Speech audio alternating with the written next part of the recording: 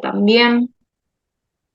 Eh, la primera cuenta que teníamos era intereses hipotecarios negativos a devengar.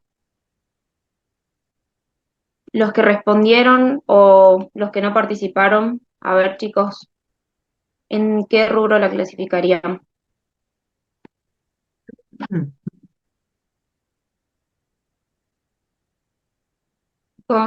Respondamos, por favor, porque ¿se acuerdan los que rindieron el flotante que había un ejercicio muy parecido a la teoría? Esto les sirve un montón. A ver, repito la cuenta. La cuenta es intereses hipotecarios negativos a devengar. ¿Qué cuenta es?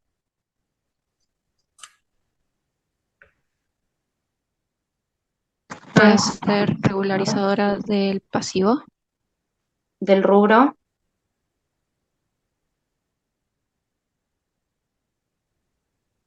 Sí, te dice intereses hipotecarios. ¿De qué rubro es? Eh, Préstamos y otros pasivos préstamos. financieros. Bien, acuérdense chicos que los nombres han cambiado un poquito. Entonces, el nombre correcto es préstamos y otras deudas originadas en transacciones financieras. Vayan acostumbrándose a estos nombres porque después cuando tienen que rendir los parciales se piden estos nombres, ¿sí? Teléfonos a pagar, teléfono a pagar, Deudas con ¿quién me dice? proveedores de bienes y servicios. Perfecto. Luz y agua, ¿en qué rubro Es entra? resultado negativo. Perfecto.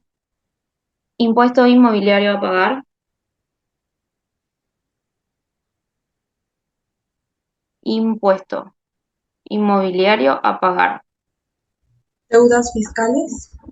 Muy bien. Socio XX, cuenta particular.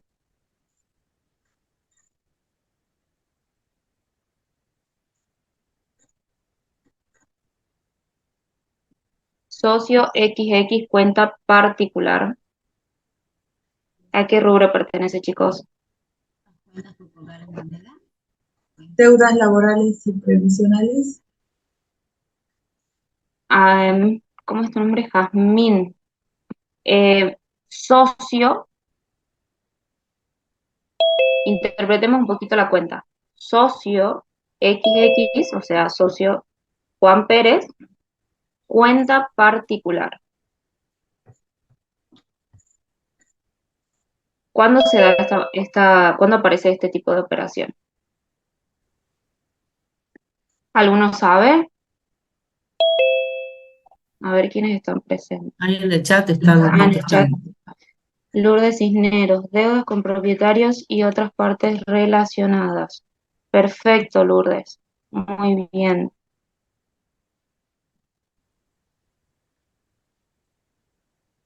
A ver, honorarios a directores y síndicos a pagar. ¿De qué rubro es, chicos? A ver, quiero dividir la pantalla. Cuando los socios se comprometen a realizar un acuerdo. Eso lo vamos a tener que aclarar después. Sí, sí, sí.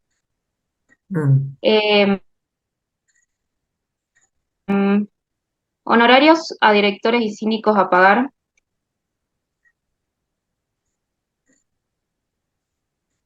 Chicos, ¿a qué rubro pertenece?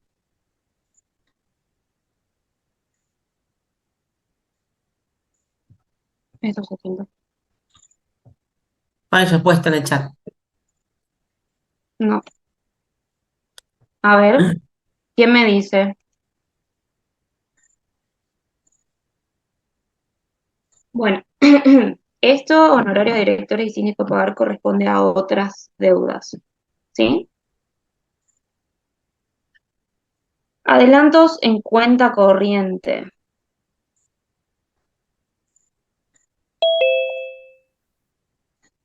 A ver, adelantos en cuenta corriente. Luna, ¿me querés decir el rubro? No, no lo sé, profe. No, no me vale. Bien, adelantos en cuenta corriente, chicos, tengan en cuenta que son, a ver, lo pueden relacionar como si fuera como un préstamo, pero en realidad es un arreglo interno que tiene el cliente con el banco, ¿sí? Entonces va como préstamos y otras deudas originadas en transacciones financieras. Bien, vamos con el alquiler salón de ventas a pagar. Deuda con proveedores de bienes y servicios. Muy bien. Utilidades a pagar.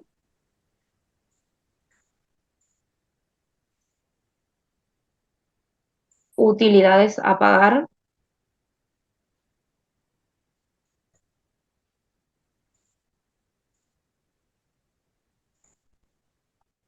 A ver, chicos, cuando nosotros decimos se reparte utilidades, ¿en qué rubro entra?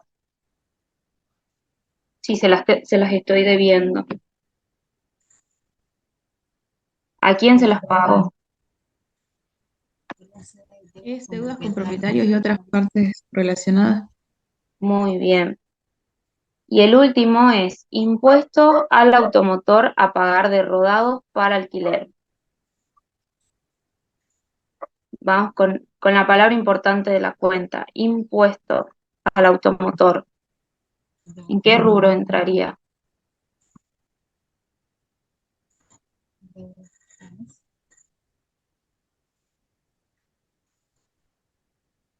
Chicos, le estoy diciendo más o menos la respuesta. Impuestos al automotor a pagar de rodados para alquiler. En el chat está Muy Keila. deudas fiscales. Perfecto. Mm,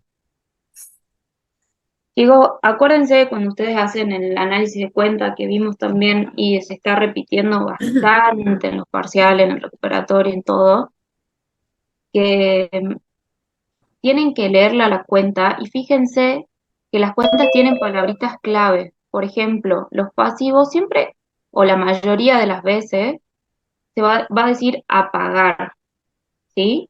Al igual que los créditos. Si ustedes se ponen a leer y se ponen a analizar las cuentas, muchas dicen a cobrar. Entonces a ustedes ya les está dando un campo en donde se reducen mucho los rubros en donde ustedes tienen que clasificarlos, ¿sí? Tomen eso como una ayuda. Igual que dice impuestos al automotor, dice impuesto a la cuenta, ok. Así es la manera que ustedes tienen que ir estudiando, además de entender las cuentas, porque es importante que ustedes entiendan las cuentas. Eh, Puede pasar a veces que están un poco perdidos o están nerviosos, entonces vayan buscando esas maneras para poder ubicarse, ¿sí?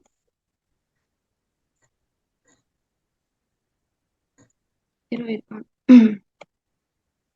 Ahí en el caso de la cuentita esa que dijiste del impuesto al automotor, ¿era o al impuesto inmobiliario? La Teníamos las última. dos. La última era impuesto al automotor. Ah, impuesto al automóvil rodado, Sí, decía la en cuenta en alquiler. alquiler, en Ujú. alquiler. Bueno, ahí quizás puedan llegar a dudar, porque como les está diciendo que el impuesto automotor de un rodado que la empresa está alquilando a un tercero, entonces ustedes por ahí dicen, bueno, esto es una actividad secundaria y lo suelen querer clasificar en otros pasivos o otras deudas. ¿No es cierto? Entonces ahí el análisis que tienen que hacer es que el primero y principal se trata de un impuesto. Entonces, independientemente de si ese impuesto nosotros lo estamos pagando por un activo, digamos, que sea o que esté siendo usado por la empresa en su actividad principal o que sea el impuesto de un activo que la empresa lo está utilizando en una actividad secundaria, eso no nos va a importar en este caso. ¿Por qué? Porque como les dijo Keila, lo importante acá es que ustedes tienen que considerar que es una deuda fiscal, es un impuesto. Entonces, independientemente de ese análisis, digamos, que está bueno que lo hagan por otra parte, es una deuda fiscal, ¿sí? Así que en ese sentido no tienen que dudar. Eso lo quería aclarar porque es un error muy común, digamos, Sí, que sí, lo sí, clasifican en otras deudas. ¿Por qué? Porque es un bien destinado a una en actividad alquiler, secundaria. sí. Claro. Bueno, ¿qué otra pregunta le tengo? Vayan, busquen, chicos, las maneras.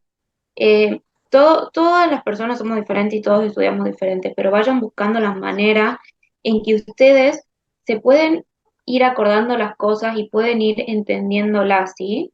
A ver, esto de los que yo les digo, de dice, bueno, ok, yo leo la cuenta, pero lo primero que me dice es impuesto.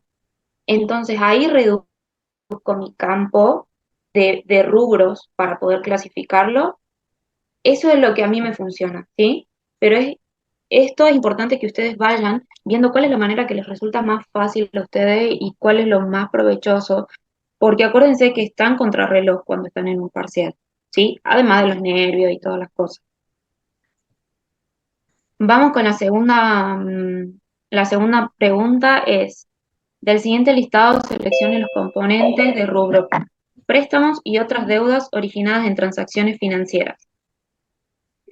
Bien, las opciones que tenía era banco XX, préstamos con aval de terceros, banco XX, giro en descubierto, adelantos en cuenta corriente, intereses prendarios, descuentos de documentos de terceros.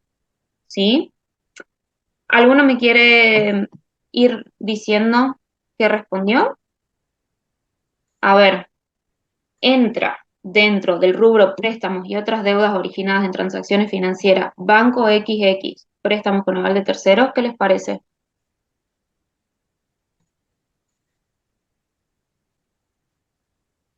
¿Sí o no, chicos?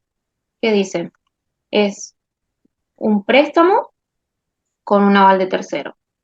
¿Entra dentro del rubro préstamos y otras deudas originadas en transacciones de terceros? ¿Sí o no? Sí, profe. Muy bien, Ivana. La siguiente, Banco XX, giro en descubierto. ¿Se acuerdan lo que era un giro en descubierto, chicos? Porque generalmente siempre eso es una duda. Bien, miren, les explico la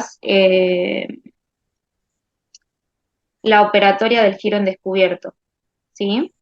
Yo tengo una cuenta, me quedé sin fondos, entonces, previo un arreglo con el banco me permite seguir sacando dinero de esa cuenta hasta un tope, por eso le digo, previo arreglo con el banco, y es como si el banco me hiciera un préstamo, ¿sí?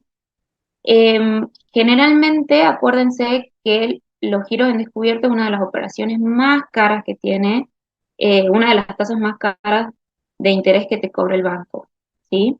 Ahí para los chicos que me respondieron no, la respuesta correcta es sí, ¿sí? Entra dentro del rubro préstamos y otras deudas originadas en transacciones financieras.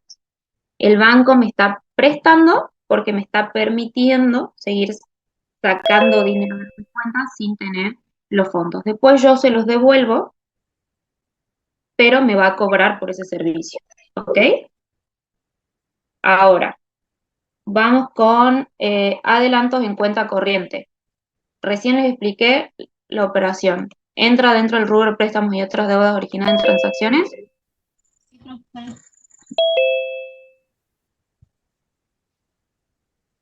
Acuérdense del rubro es préstamos y otras deudas originadas en transacciones financieras.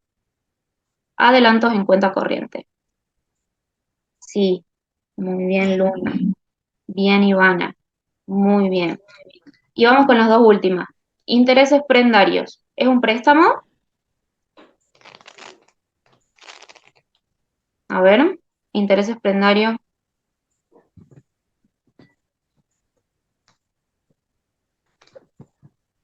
Chicos, acuérdense, estamos hablando de préstamos. No, no, muy bien. Y la última es descuento de documentos de terceros. ¿Se acuerdan la operación de descuento? ¿Qué era? ¿Entra o no entra, chicos? A ver, es un descuento.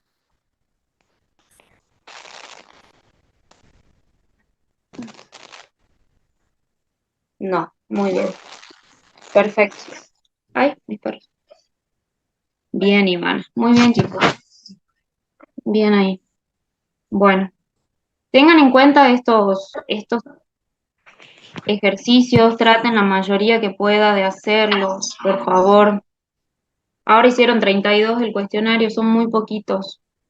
Y el cuestionario que revisamos la clase pasada para los chicos que les tocó rendir el flotante, les hubiera sido de mucha ayuda y espero que, aunque sea uno, haya estado, porque si estuvo la clase pasada, fue de gran ayuda en el flotante para poder resolver un caso que no se había tomado, ¿sí? En los parciales anteriores. Profe, ¿se puede habilitar la revisión de esto para que los chicos No, lo vean? no se No, puede, no se puede, lamentablemente no se no, puede. chicos. Porque Así que, es un cuestionario cerrado, que se lo parametriza con fecha, hora y tiempo disponible de que esté abierto. Y una vez sí, que ha sido contestado, ya no se lo puede reflotar, digamos. Ese es el problema que tenemos. Ya lo hemos intentado, pero no se puede. Así sí, que por eso es que no lo podemos hacer, lamentablemente. sí, Y ese es el motivo por el cual estamos trabajándolo ahora de esta manera, ¿eh? En la clase. exactamente. Ustedes vieron que Keila también en la clase anterior lo vio al cuestionario, lo revisó entero, fue pregunta por pregunta, lo fuimos analizando entre todos y van contestando, ¿sí? Entonces, por eso lo estamos haciendo así, porque no lo podemos habilitar de nuevo. Ese es el tema. Sí. Traten de tomar notas, chicos, ¿sí? Siéntense a la Sí. clase con una hojita y una lapicera al lado y tomen Ujú. notas de las preguntas y tomen notas de las respuestas también. Es importante, ¿sí? No pasa nada de que ya tengan la respuesta, porque los va a guiar, pero vayan tomando nota, ¿sí? Sí, en todo caso, más adelante podemos coordinar, si ustedes quieren, podemos coordinar en una clase, eh, que nos encontremos en una clase y nos dediquemos a revisar los cuestionarios, los ejercicios de las distintas unidades, este, para que ustedes ya vengan preparados con ese tema y bueno, como dice Keila, tomen nota, le vamos diciendo cómo es la pregunta, cuáles son las alternativas y ustedes van tomando nota de las respuestas. No sé si les parece eso, si lo quieren hacer o no, ustedes nos dicen, no hay ningún problema con nosotros. Estamos a disposición de ustedes. ¿Mm? Bien, Eso lo coordinamos, no hay ningún problema. Porque eso, como les dice Keila, no solamente les sirve para lo que están estudiando en este momento, en los prácticos, que siempre tienen, ustedes vieron un cuadrito en uno de los prácticos con cuentas que se usaron en el práctico para que ustedes las clasifiquen. Entonces, además les va a servir también para, les digo, para la instancia del examen final, porque tienen que manejar las cuentas, chicos. No pueden no manejar las cuentas, las tienen que conocer y las tienen que manejar y las tienen que poder clasificar como corresponde. Parte del examen final consiste en, por ejemplo, si tomamos un rubro o evaluamos un rubro, considerar una serie de situaciones que les planteamos de la empresa, de una empresa X, de una empresa que le vamos a puntualizar bien de qué tipo de empresa se trata, cuál es la actividad principal que desarrolla la empresa, y le vamos a puntualizar, por ejemplo, distintas situaciones donde ustedes van a tener que ir analizando una por una y diciéndonos, por ejemplo, si es el rubro bienes de cambio, si corresponde considerar esa situación o en ese caso en el rubro bienes de cambio y nos dicen sí o no, tienen que justificar el sí o no y si es no, nos tienen que decir no, en este caso se trata, no correspondería clasificar esto en el rubro bienes de cambio, correspondería clasificarlo en el rubro otros créditos, pónganle, ¿sí? Por decirles algo. Son ejercicios de ese tipo los que van a tener que poder resolver y eso no se hace estudiando de memoria, se hace entendiendo, relacionando, que es lo que estamos haciendo ahora. Es lo que hacemos siempre en clase, digamos, en la teoría. Estamos siempre reflexionando sobre el material que ustedes tienen, sobre el Power, que es un resumen. Les aclaro eso, por favor, no se lo olviden nunca. El Power que ustedes tienen ahí no es ni más ni menos que un resumen de las cositas más importantes que tienen en cada una de las unidades, ¿sí? Y que les va a servir como guía para preparar la materia. ¿Por qué? Porque el resto de las cosas, digamos, del contenido de cada unidad temática lo van a tener que abordar desde las clases grabadas a lo que estamos conversando en estas clases virtuales que hacemos, que por ahí le damos ejemplos y cosas que luego se piden en un examen, por ejemplo, ¿sí? Y lógicamente el material de estudio, que es la bibliografía que está indicada en el programa para cada una de las unidades. Ustedes tienen un programa analítico, ya se lo vamos a poner a disposición, donde está indicado para cada unidad la bibliografía que tienen que consultar, ¿sí? Entonces, es re importante todo esto que estamos haciendo ahora. Keila, ahí tenés una preguntita. A ver, un segundo. Ay, esto se tildó. ¿Me la quiere leer, profe? Dice, sí, dice, Mónica dice, el banco XX con aval de terceros iba en préstamos y otras deudas originadas en transacciones de terceros, dice. Sí.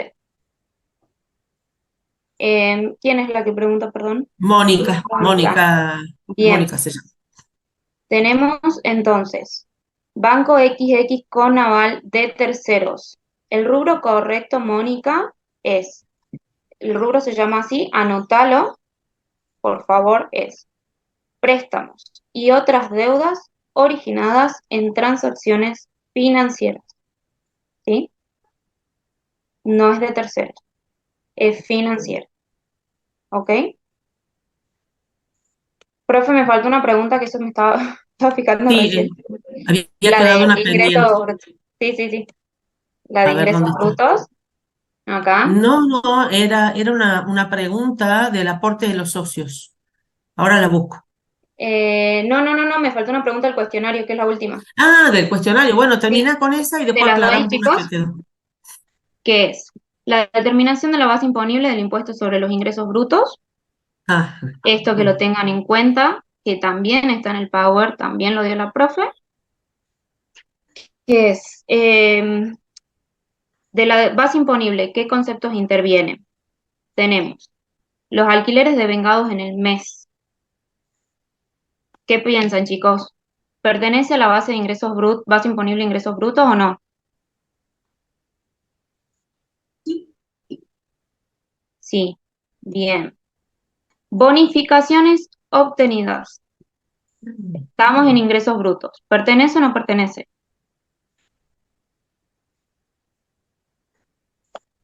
¿Alguien me está respondiendo en el chat? No. Bonificaciones obtenidas, chicos, ¿pertenece a ingresos brutos o no a la base imponible? Correcto. Bonificaciones obtenidas no corresponden a la base imponible, ¿sí? Eh, Acuérdense que las bonificaciones obtenidas se dan cuando nosotros estamos comprando, por eso dice obtenidas, ¿sí? Importe total de las ventas del mes. Esta puede llegar a ser un poquito confusa. Importe total de las ventas del mes. ¿Se acuerdan qué decía el Power? Ahí la palabra clave que usted tiene que tener en cuenta es que dice total de las ventas del mes, ¿sí? Las, en la base imponible del ingreso ahí te bruto, contestó. a ver, Ahí te contestó Gastón. ventas netas, perfecto, ahí va. Tengan en cuenta, ahí la palabrita clave es que dice total, ¿sí? Entonces esa no entra. Descuentos otorgados por los proveedores. ¿Entra o no entra, chicos? No, Muy bien. Vamos con la siguiente, bonificaciones concedidas a los clientes. ¿Qué dicen? Ahí contestó sí, Gastón. Muy bien. Intereses mensuales devengados. Los intereses.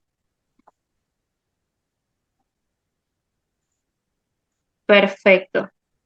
Sí, exacto, Gastón. Que la cuenta diga intereses mensuales devengados es porque ya están ganados, ¿ok? Es lo mismo, se cambia un poquito la palabra, pero es el mismo concepto. Muy bien, chicos. Muy bien, acá bastante bien. Exacto, muy bien. Ahí había una pregunta, no me acuerdo cuando estabas analizando cuál de las preguntas del cuestionario, una de las chicas, Paula era, que dijo, cuando los socios se comprometen a realizar aportes. Era porque el rubro que estábamos analizando era el de la deuda con los socios, con los propietarios u otros entes relacionados. Ese era el rubro que había que responder en una de las preguntas. Entonces ella dijo, cuando los socios se comprometen a realizar aportes. Entonces, y la cuenta era socio XX cuenta particular. Esa era la pregunta, la cuenta a analizar, digamos. Entonces ella ahí dijo eso, cuando los socios se comprometen a realizar aportes. En ese caso, con el tema de las cuentas particulares, generalmente es cuando o sea, a ver, es cuando la empresa tiene una deuda con con el socio, ¿sí? Con el socio en particular. Por eso es que se pone XX, porque nosotros tenemos que eh, dejar en claro a quién es que se le debe, ¿sí? Entonces, ahí en ese caso eh, entra dentro del pasivo, pero tenemos que tener en cuenta que la empresa le está debiendo al socio, ¿sí? Claro, exacto. Y en el caso este de la pregunta, cuando los socios se comprometen a realizar aportes, eso surge cuando se está iniciando Sí, la sociedad, entonces ahí se suscriben, digamos, las cuotas sociales, las acciones, las partes de interés, depende qué tipo de sociedad sea. Ahí es donde surge el compromiso de los socios de realizar aportes y en ese caso lo que ahí tenemos un nace crédito, es, claro, exacto, es sí, una cuenta patrimonial del activo que va al rubro otros créditos. ¿Sí? O sea, nada que ver con el pasivo. Es una situación exactamente, totalmente diferente que la hemos analizado en el activo, justamente en ese rubro. ¿Sí? sí. No sé si queda claro eso.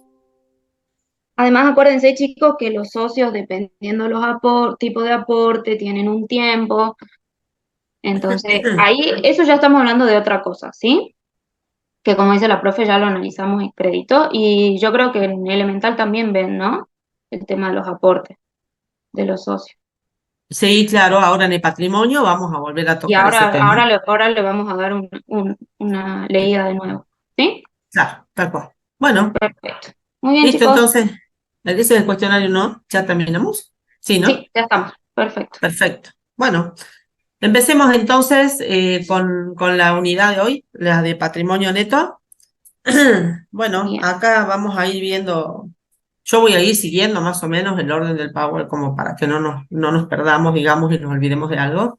bien. Primer tema que tenemos que abordar es el concepto de patrimonio neto. ¿Quién puede decir qué es el patrimonio neto? Tenemos distintas formas de referirnos al patrimonio neto, ¿sí?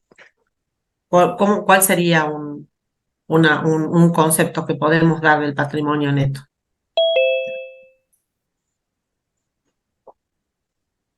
A ver.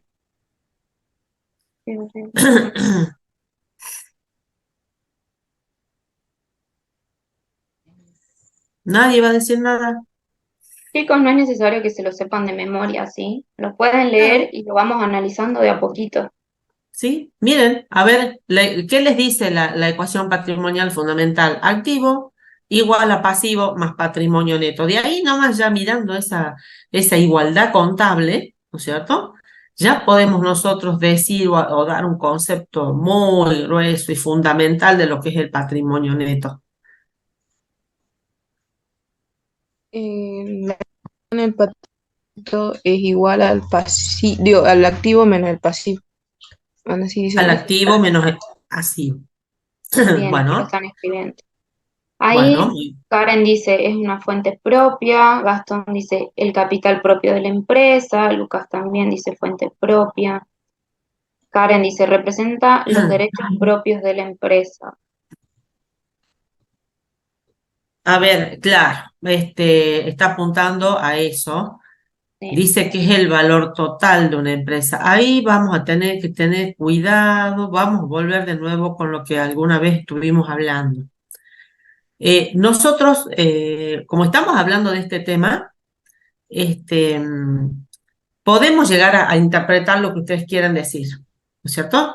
Pero cuando ustedes tienen que dar una respuesta en un examen, esa respuesta tiene que estar correcta. Entonces, volvemos al cuidado, digamos que alguna vez le dijimos, ¿no es cierto? Que todos, no solamente ustedes, nosotros también lo tenemos que tener cuando damos un concepto, cuando estamos hablando sobre un tema en particular, ¿sí? ¿Por qué? Porque muchas veces uno puede decir las cosas de alguna manera que no está correcta, porque queremos emplear a lo mejor algún sinónimo, decirlo de otra manera, cosa que no está mal, pero tenemos que tener cuidado a la hora de hacer eso, ¿sí? Entonces, de los conceptos que dieron, que es una fuente propia, está correcto, porque si vamos a hablar de recursos y fuentes en esa igualdad contable, podemos perfectamente decir que el activo es la totalidad de los recursos que tiene la empresa, eso es lo que representa, ¿sí? Y el pasivo, digamos que es la fuente de terceros que provee parte de los recursos que tiene la empresa, y el patrimonio neto es la fuente propia, digamos, como dice ahí Karen, ¿sí? Que provee parte también de los recursos que tiene la empresa para desarrollar su actividad, ¿sí? Entonces, el capital, cuidado con ese término, Gastón, capital propio de la empresa, cuando nosotros podemos decir que el capital es igual al patrimonio neto. Mirá que estamos pidiendo el concepto, nosotros estamos estudiando ahora el concepto de patrimonio neto, ¿sí? Y vos diste un concepto que no está mal, pero hay que hacer una acotación para que eso esté correcto. ¿Cuándo? Entonces, a ver, de acuerdo al concepto que vos diste, ¿cuándo el capital? La pregunta es, ¿cuándo el capital de una empresa, ¿sí? O una sociedad, lo que fuera, es igual al patrimonio neto? ¿En qué momento podemos decir que el capital es igual al patrimonio neto? Aquí El Luna inicio. responde en el momento inicial. Y ahí Natalia Perfecto. también. Muy bien, chicos. Muy bien, ese es el único momento en el que el capital es igual al patrimonio neto. A partir del primer día que la empresa empieza a realizar su actividad y a realizar operaciones o a interactuar con terceros, ya deja de ser igual, porque ya va a empezar a generar resultados, ¿sí? Entonces, ustedes acuérdense, los dos componentes, los dos grandes componentes del patrimonio neto son los aportes de los propietarios y los resultados acumulados, ¿sí? Entonces, a partir del primer momento en que la empresa comienza a realizar esas transacciones, su actividad, ¿sí? Ya empieza a generar resultados y ya el capital deja de ser igual al patrimonio neto. ¿Está claro eso, no es cierto? Bueno, luego dice qué es la diferencia entre el activo y el pasivo, cosa que está correcto. Ahí expusieron también la ecuación despejando uno de los términos, como el patrimonio neto, que está correcto. Representa los derechos propios de la empresa. Exacto. Nosotros dijimos que esa igualdad de recursos igual a fuentes de terceros más fuentes propias, luego se transformaba, ¿sí? En virtud en virtud del principio de intangibilidad del capital, se transforma en la siguiente igualdad: recursos igual a derechos de terceros más derechos propios, que es lo que está hablando Karen. Esos derechos son los derechos que tienen los propietarios, representa el patrimonio neto, el derecho que tienen los propietarios sobre el activo de la empresa, ¿sí? O también dijimos que el activo lo podíamos llamar o podíamos dar como sinónimo del activo la inversión total de la empresa. Ojo con esa palabra también, porque acuérdense que también tenemos un rubro de inversiones. Ahí no nos estamos refiriendo a eso, nos estamos refiriendo a la inversión total de la empresa como sinónimo de recursos, como sinónimo de activo, ¿sí? Por ese lado sería ese el concepto. Y dice, es el valor total de una empresa. el valor total. Si yo digo la inversión total o el valor total, es como que me estoy refiriendo más al activo que al patrimonio neto, ¿sí?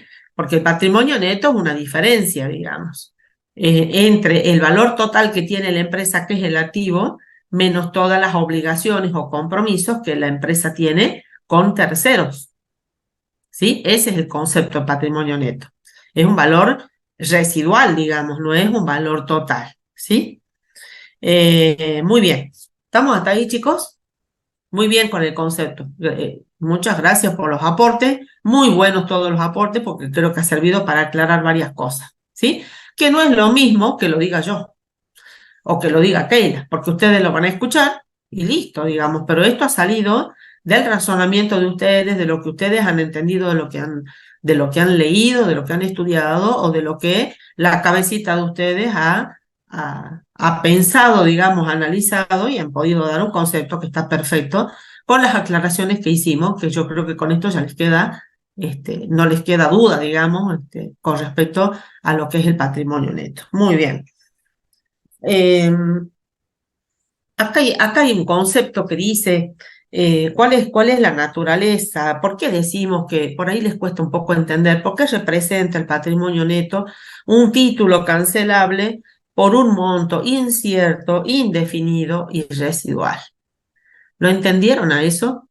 ¿A qué se refiere eso? ¿Alguien lo puede explicar con sus propias palabras? A ver qué es lo que ha entendido, así lo ponemos en claro, así como recién, con el concepto. No importa que no salga bien del todo, no interesa eso, lo redondeamos entre todos, cosa de que les quede claro, ¿sí? Eh, es incierto, profe, ¿me Sí, escucha? Bueno, dice que es incierto porque se desconoce si habrá un reintegro de capital al final del reintegro de los derechos de propiedad. Y sería indefinido porque en el caso de haber reintegro se desconoce de cuánto va a ser ese reintegro.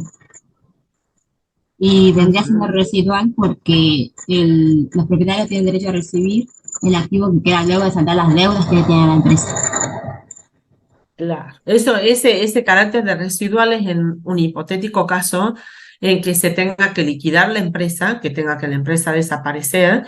Entonces no es que en el momento que eso llegara a suceder, en ese mismo momento se ve qué tiene la empresa y se la distribuyen entre los socios. No, la empresa lo primero que tiene que hacer, o la sociedad, según sea el caso, tiene que cancelar sus pasivos, responder a esos terceros, ¿sí? Y recién con el remanente, con lo residual, con lo que quede, eso es lo que se va a llegar a distribuir entre los propietarios o socios de la empresa, ¿sí? Muy bien, muy bien, Muy bien, Florencia. Muy bien. Perfecto. Han comprendido todos eso, ¿no? Entonces, volvemos al concepto de qué es lo que comprende o cuáles son los componentes del patrimonio neto. En principio, dos grandes rubros que son aporte de los propietarios y resultados acumulados, ¿sí? Si nosotros comparamos el patrimonio neto con el pasivo, ¿qué diferencias podemos encontrar de uno con respecto a otro? ¿Sí? Por ejemplo, si analizamos lo que recién dijeron ustedes, la fuente de financiamiento, ¿qué podemos decir del patrimonio neto? Ya dijeron ustedes que se trata de la fuente propia. Perfecto, eso es lo que ya dijeron. ¿Y el pasivo? ¿Qué decimos entonces con respecto al pasivo? Son fuentes de tercero. De tercero. Y cuando decimos terceros, ¿a quién nos estamos refiriendo? Por ejemplo, a los proveedores, Sí, muy bien. ¿A quién más puede ser ese tercero? Al banco, El banco, sí, perfecto. ¿Quién más puede ser ese tercero? Todo eso que le estamos preguntando ahora no es ni más ni menos, responde ni más ni menos que a la clasificación de los rubros que han analizado hace rato con el cuestionario del pasivo. Acreedores, dice Mónica, perfecto. Acreedores que no son proveedores de la empresa, son otros terceros con los que interactúa la empresa. Sí, muy bien. Y también, ¿qué más? ¿Qué otro tipo de pasivo tiene la empresa? Miren, estamos estudiando patrimonio neto y volvemos a relacionar el pasivo. ¿Mm? Anticipo de clientes. Anticipos de cliente, muy bien, perfecto. Entonces puede relacionar con los clientes y además la empresa deberle al cliente. Empleados en relación de dependencia, dice Florencia, perfecto. Entonces, ¿qué otro tercero aparece ahí? Los organismos previsionales. También la empresa puede tener compromisos asumidos que los va a tener en virtud de una ley impositiva. Entonces, también ese otro tercero puede ser la AFIP, puede ser la Dirección Provincial de Ingresos Brutos. ¿Se entiende? ¿Sí? La Dirección Provincial de Rentas, De perdón. renta. Sí. Y uno de los conceptos, estaba pensando en el impuesto, uno de los conceptos puede ser ese, la deuda que tenga o la obligación que tenga en virtud de ese impuesto provincial, ¿sí? De ingresos brutos, por ejemplo, o podría ser de sellos también, De ellos que también. lo hemos visto en algunos de los otros prácticos, ¿sí? Bueno, perfecto, muy bien. Entonces, ahí tenemos una comparación en cuanto a la intención de formar o no una sociedad. Si comparamos el patrimonio neto con el pasivo, ¿dónde vemos reflejado nosotros eso de la intención de formar la sociedad?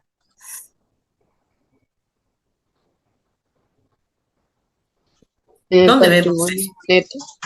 En el patrimonio neto. Y eso específicamente lo hablamos cuando, o nos estamos refiriendo cuando es una sociedad, donde los socios tienen esa intención de formar una sociedad, ¿no es cierto? Muy bien. ¿Y en el caso del pasivo existe eso o no? La empresa tiene esa misma intención con todo eso que ustedes detallaron recién, con los proveedores, con los acreedores, con las instituciones financieras, con los otros organismos. ¿Existe eso? Y no, No, muy bien, No, muy bien. Muy bien, Gastón, muy bien, Malena, todos los que están respondiendo. Perfecto, no existe eso, nada que ver. Entonces, eso también es otro punto donde se diferencia el pasivo del patrimonio neto. Y después lo que vimos recién es de que la naturaleza de ese patrimonio neto representa un título cancelable en un monto incierto, indefinido y residual, que si lo comparamos con el pasivo, ¿de qué título se trata el pasivo? ¿Cómo lo podemos definir a eso? ¿Qué dijimos que era el pasivo? cierto, Pasivo cierto, eran deudas ciertas, muy bien, y determinadas, ¿no es cierto? Eran deudas, eran conceptos, eran deudas ineludibles que tenía la empresa, ¿no es cierto? Que debía digamos, satisfacer esos compromisos, cumplir esos compromisos en un tiempo determinado y en un monto determinado también, ¿sí? Muy bien. Ahora vamos a los componentes de ese patrimonio neto. Bueno, dijimos que el gran componente, el primer gran componente era aporte de los propietarios. ¿Qué encontramos dentro de ese componente de aporte de los propietarios? ¿Qué conceptos encontramos ahí? los aportes capitalizados y no capitalizados. Muy bien. ¿Y qué diferencia hay entre los aportes capitalizados y no capitalizados? ¿Cuáles serían los conceptos que nosotros vamos a estudiar o vamos a tener dentro de ese patrimonio neto como aportes capitalizados?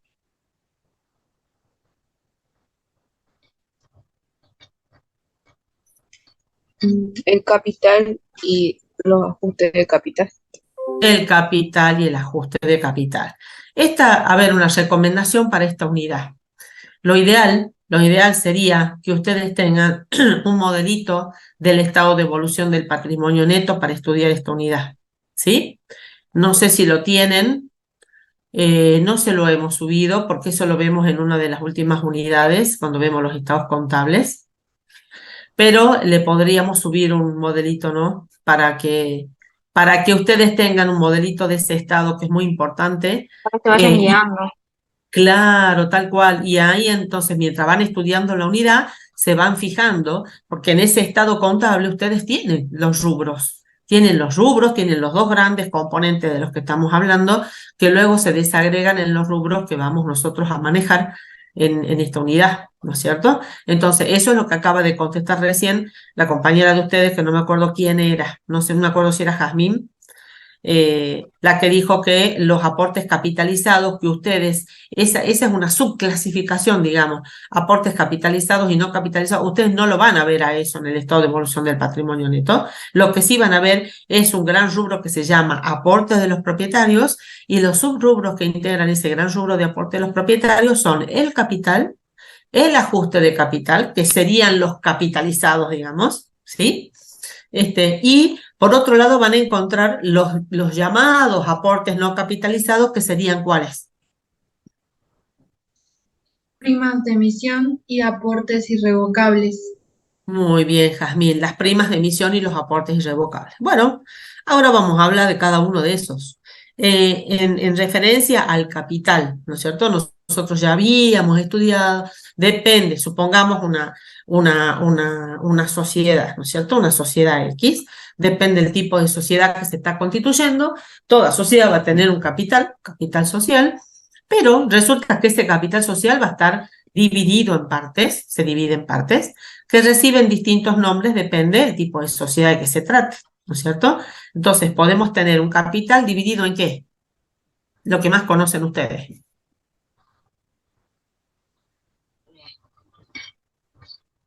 Acciones. En acciones, muy bien, dividido en acciones. Muy bien, muy bien. Muy bien, Florencia, muy bien, Gastón. Y Mónica también contestó. Perfecto. En acciones, ¿cuándo va a tener acciones? ¿Cuándo se va a dividir en acciones el capital? ¿Cuando se trata de qué tipo de sociedades? Sociedad anónima. Sí, ese es un ejemplo. Y si lo tenemos que decir en general, no solamente las sociedades anónimas, hay otras sociedades que tienen su capital dividido en acciones. Por ejemplo, ¿cuál sería? Las sociedades en comandita. Comandita por acción. En Estamos ahí. comandita por acciones. Muy bien. Y si las tenemos que nombrar a las dos juntas con una sola denominación y no una por una, dando un ejemplo, ¿cómo se llaman estas sociedades en general, las que tienen su capital dividido en acciones? ¿Sociedades por? Acciones. Claro, son las sociedades por acciones. Muy bien. Perfecto. Ahora, de qué otra manera se puede dividir el capital de las sociedades que no sean acciones?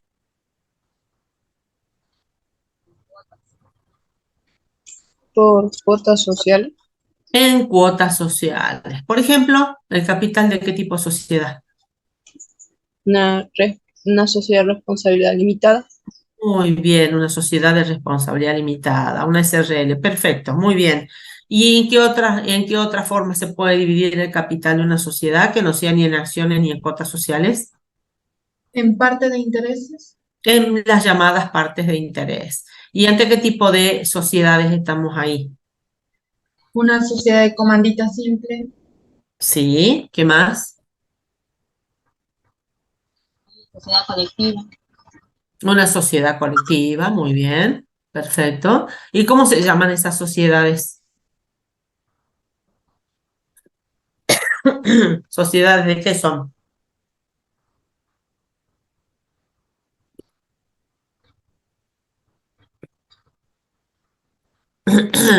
¿Cómo las llamamos? Así como a la sociedad anónima, a la sociedad en comandita por acciones, dijimos que son sociedades de capital o sociedades por acciones. ¿Cómo se llaman estas otras que tienen partes de interés, cuyo capital se divide en partes de interés? Sociedades de personas, perfecto, porque lo que resalta en este tipo de sociedades es la relación personal que existe entre sus socios. Ya no prima o no tiene mayor incidencia o importancia el capital, sino la relación personal de los socios, ¿sí? Por eso se llaman sociedades de personas. Muy bien. Ahora, vamos a los aportes, ¿sí? Los aportes, o sea, ese capital, ¿no es cierto?, que ustedes dijeron que integra los aportes de los propietarios, esos aportes que hacen los socios con los cuales se conforma ese capital, digamos, ese capital de la sociedad que están haciendo, ¿cómo pueden ser realizados esos aportes? En efectivo, especie. En efectivo o en especie, muy bien. Y cuando esos aportes son en efectivo, ¿qué pasa ahí? ¿Qué dice la ley con respecto a los aportes en efectivo? ¿Qué tenemos que tener en cuenta ahí? ¿Qué es importante?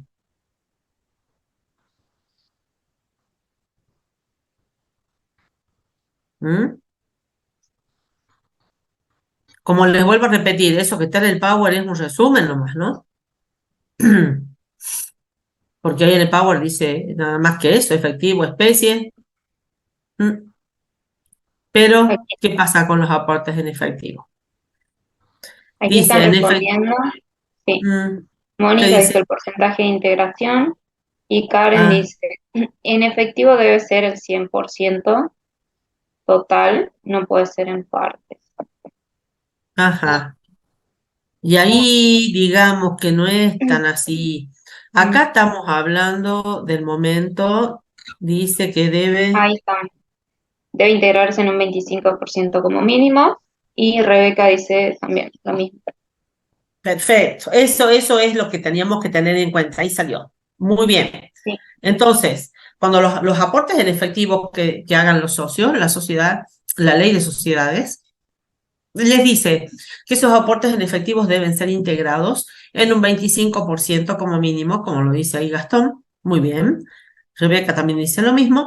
Y el resto, el 75% restante, les da un plazo la ley para integrarlo. No es que el socio lo va a integrar cuando quiera, cuando pueda, y el tiempo que le lleve integrarlo, digamos, ¿sí? Sino que les da un plazo. ¿Cuál es el plazo ese? Muy bien, ahí está Florencia contestando. Dice, y el resto en no más de 2 años. Perfecto, el plazo es ese. 2 años para integrar el 75% restante. ¿Sí?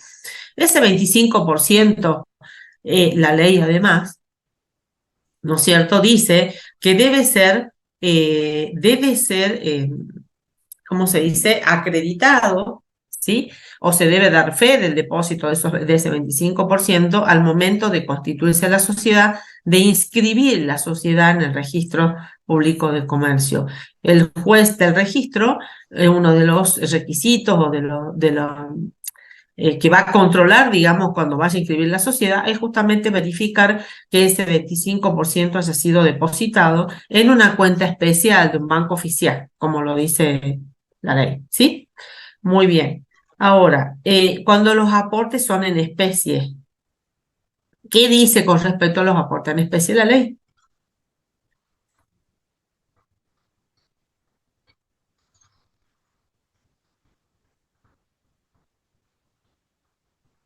Aquí Gastón tiene una duda, profe. A ver, Pregunta que si el 25% se aplica solo para las sociedades anónimas y las SRL. ¿y qué dicen ustedes?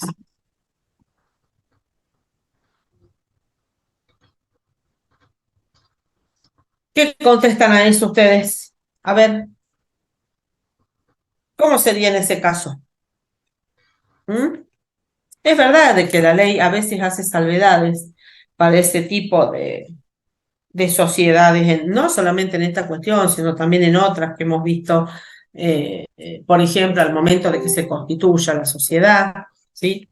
Hay situaciones que la ley contempla y hay requisitos que exige, ¿no es cierto?, en cuanto a la formalidad de la constitución de la sociedad para este tipo de sociedades y para otros a lo mejor no. ¿Mm? Entonces, esas son, si bien es cierto, esto ya es un análisis bien detallado, digamos, ¿no es cierto?, profundo de lo que la ley dice, pero, bueno, en la medida en que lo podamos acordar está bien, no está de más, digamos. Sí, él lo exige para eso.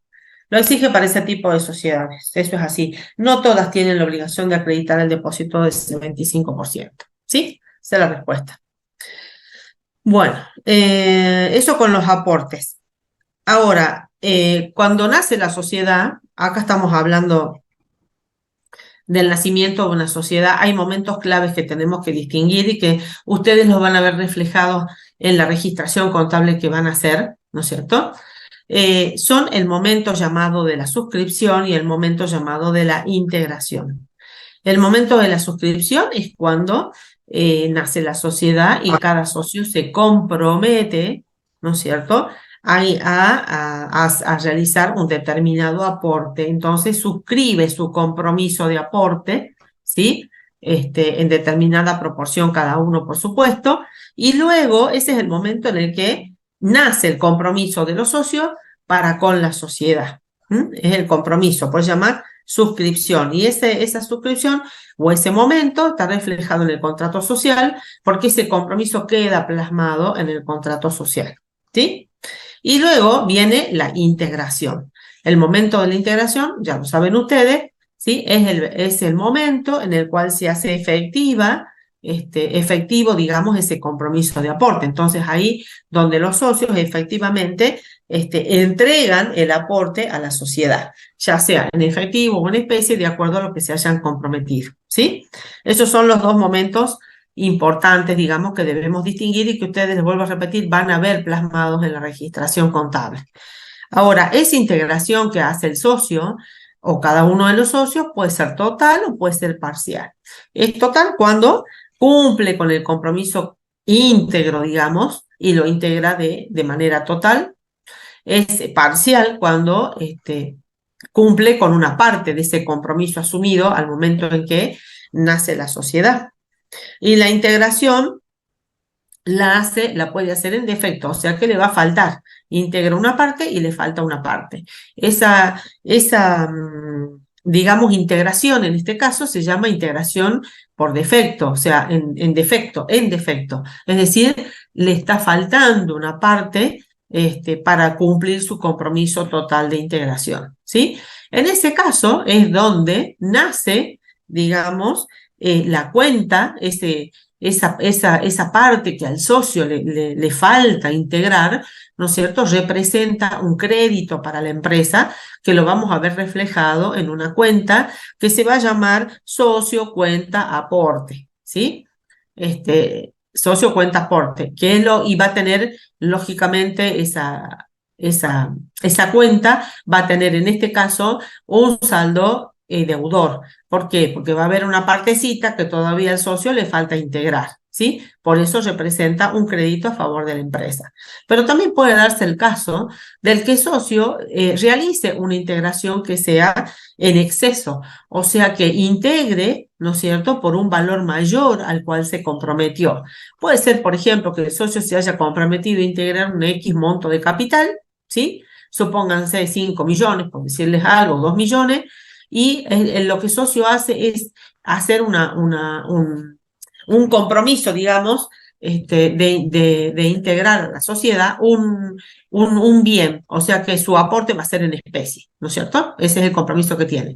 Y lo que hace es transferirle a favor de la sociedad un terreno que el socio tiene, entonces lo pone a la sociedad como propietaria de ese terreno, se lo transfiere el dominio de ese terreno a favor de la sociedad, pero resulta que ese terreno, habíamos dicho que el socio se comprometía a aportar 2 millones, pero el terreno vale 3 millones.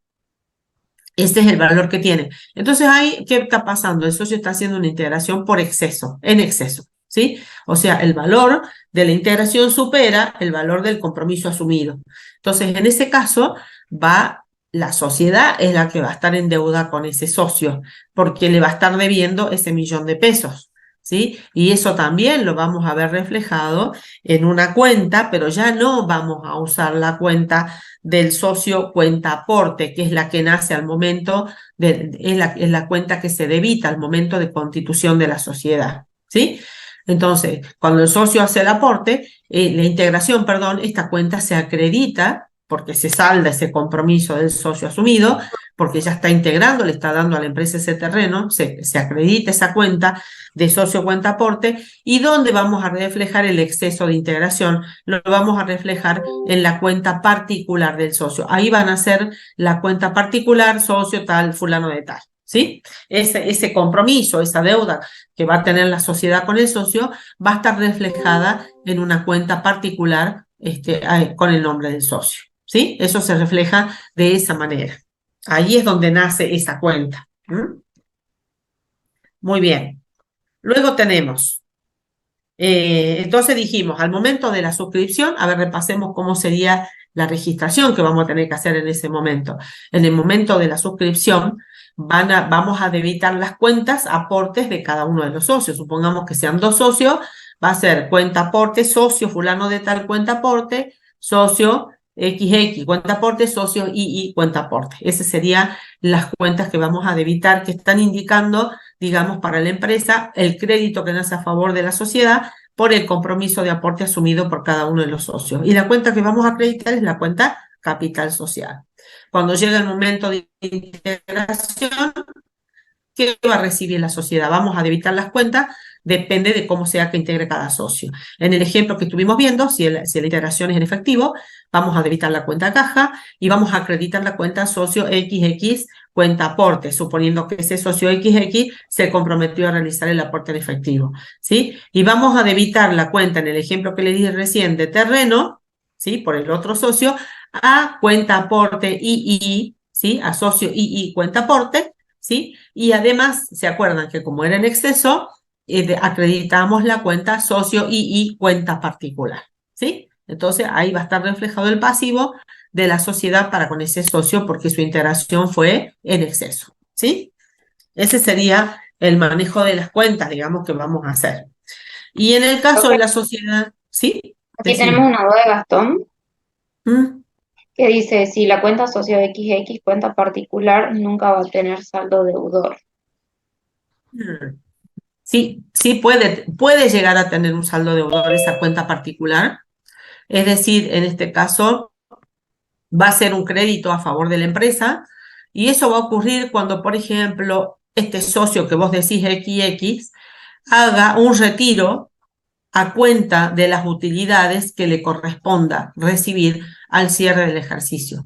Supongamos que ese socio va y plantea a la sociedad y dice, yo necesito retirar X cantidad de pesos, ¿sí? No puedo esperar a que la asamblea, a que termine el ejercicio, la asamblea disponga de cuánto es lo que va a distribuir al cierre del ejercicio, entonces hace un retiro a cuenta de las utilidades que le va a corresponder, ¿sí? Y en ese caso hace el retiro, pero la cuenta que va a figurar, digamos, que vamos a tener que debitar es la cuenta socio XX cuenta particular. ¿Por qué? Porque el socio le va a estar debiendo a la sociedad. Entonces, esa cuenta representa un crédito a favor de la sociedad y la vamos a tener ¿en qué rubro, chicos? ¿De qué formaría parte de qué rubro esa cuentita? Que creo que ya la vimos en los prácticos. Si mal no me acuerdo, le hemos visto esa cuenta. Sí, sí. Cuando vimos el rubro del activo que corresponde. Ujú. ¿Sí? ¿Cuál es la cuenta? ¿Cuál es el rubro, perdón? ¿No se acuerdan?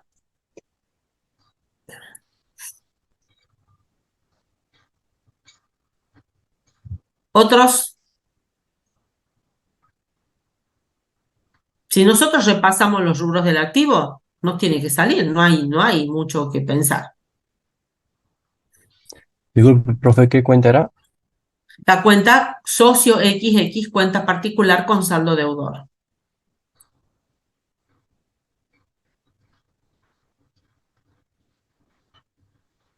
Otras cuentas por cobrar en moneda. Muy bien, ese es el rubro, tal cual.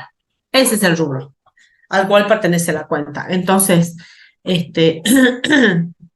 ahí lo contestó el mismo Gastón al rubro.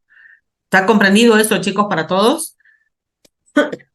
Sí, es cuestión de pensar, de analizar un poquito y sale, ¿sí? O sea, no pretendamos acordarnos de memoria, chicos, eso no sirve. No sirve.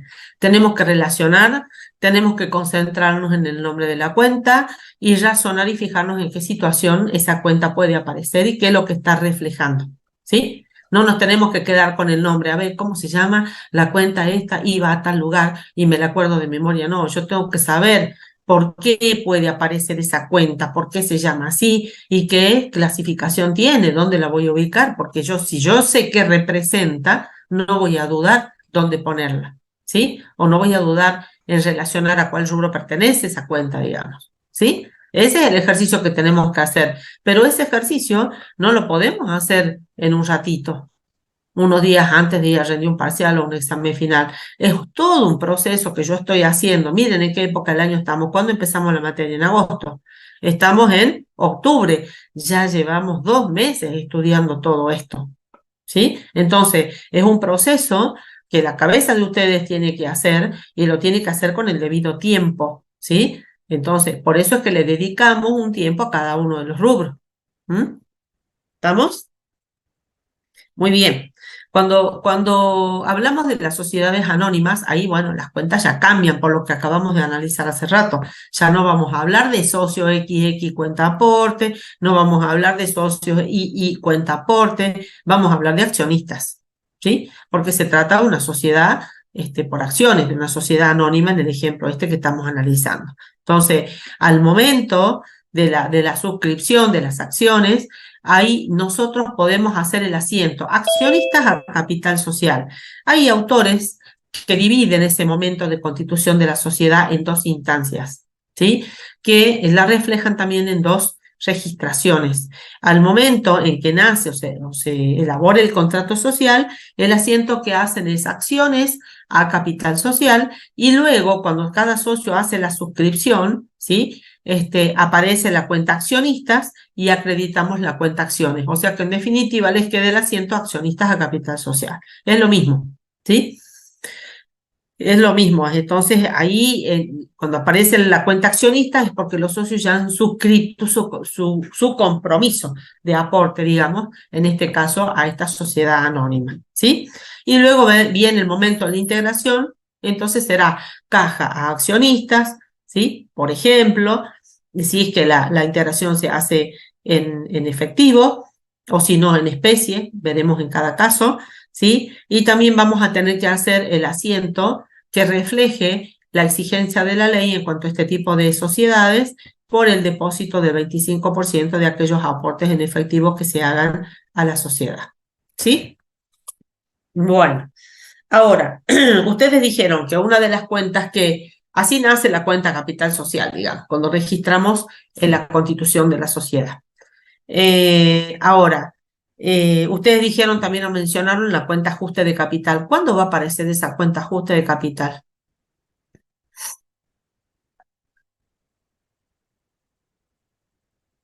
¿Por qué aparece esa cuenta ajuste de capital? ¿Mm? ¿Qué estaría reflejando esa cuenta? Se hace cuando hay inflación, la ajuste de capital. Ajá, muy bien. O sea que cuando hay inflación va a aparecer justamente porque nosotros debemos ajustar el capital, ¿no es cierto? Con el valor que corresponda a la fecha de cierre del ejercicio económico, pero lo que nos pide, lo que nos piden las normas contables es que el capital social tiene que ser expresado a valor nominal, ¿sí? Entonces, por eso es que la porción que corresponde al ajuste que tenemos que hacer lo vamos a poner en una cuenta especial que se llama ajuste de capital, ¿sí? Para no desvirtuar el valor nominal del capital, ¿sí? Porque nos está pidiendo las normas contables que lo hagamos de esa manera. O sea, no vamos a exponer el capital social por el importe ajustado. Siempre ese capital social va a estar reflejado a valor nominal.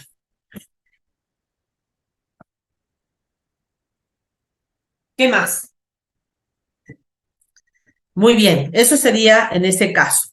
Ahora, dijimos también que las otras cuentas que integran el aporte de los propietarios eran ¿cuáles? Ya vimos capital, ajuste de capital. ¿Cuáles son las otras cuentas?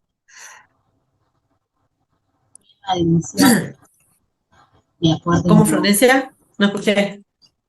Sería prima de emisión y aportes irrevocables. La prima de emisión y los aportes irrevocables. Muy bien, perfecto. Ahora, ¿qué son las primas de emisión? ¿Qué representa una prima de emisión?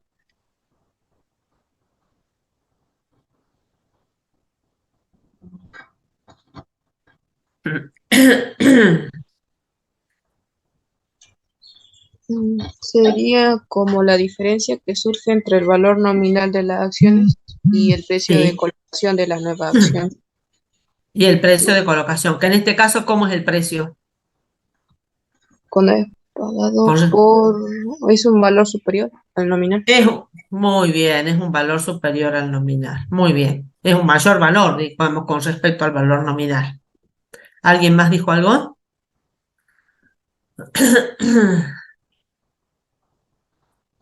A ver, ¿Alguna ahí? cuando. es el aporte que hay que realizar para suscribir una acción. Bien. Ujú. Y Gastón dice el sobreprecio que se paga por el valor nominal de las acciones. Muy bien. Ese es el concepto de una prima de emisión, ¿sí?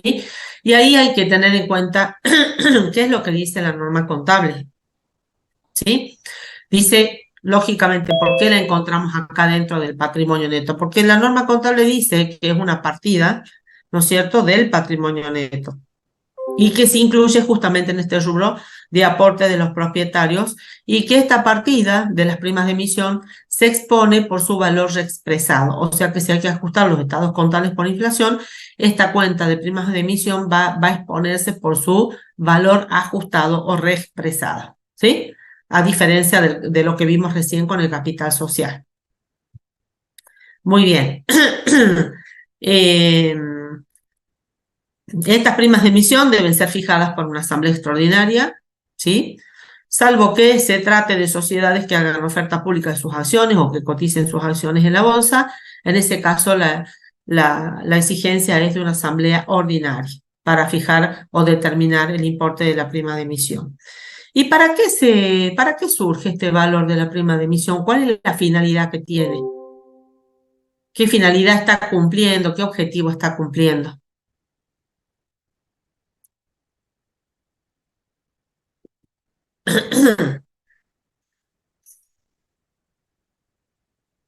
¿Mm? ¿Alguien sabe eso? ¿O se acuerda de eso?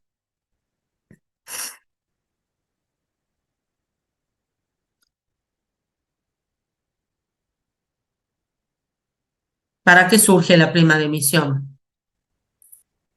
¿Surge para qué?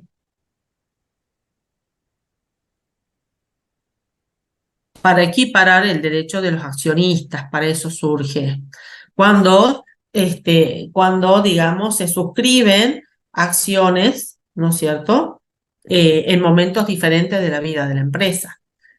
Lógicamente, con posterioridad al nacimiento de la empresa. ¿Por qué? Porque a ese momento posterior de la vida de la empresa ya ha generado resultados, el patrimonio neto ya no es solamente el capital, sino que ahí hay resultados, podemos tener reservas, podemos tener resultados asignados, otros que no han sido asignados todavía. Entonces el valor del patrimonio es diferente y si se está emitiendo acciones en un momento diferente al al momento inicial de la vida de la empresa, ahí hay, digamos, derechos adquiridos por los primeros accionistas. Entonces, para mantener o equiparar, digamos, los derechos de los accionistas, es que se establece la prima de emisión para los nuevos aportantes, digamos, o para los nuevos socios que se integran a la empresa, ¿sí? Para eso es, digamos. Y en cuanto a los aportes irrevocables, eso en cuanto a la prima emisión, y en cuanto a los aportes irrevocables, ¿qué son los aportes irrevocables? ¿Cuál es el concepto, digamos, de los aportes irrevocables? ¿Quién se acuerda algo de los aportes irrevocables?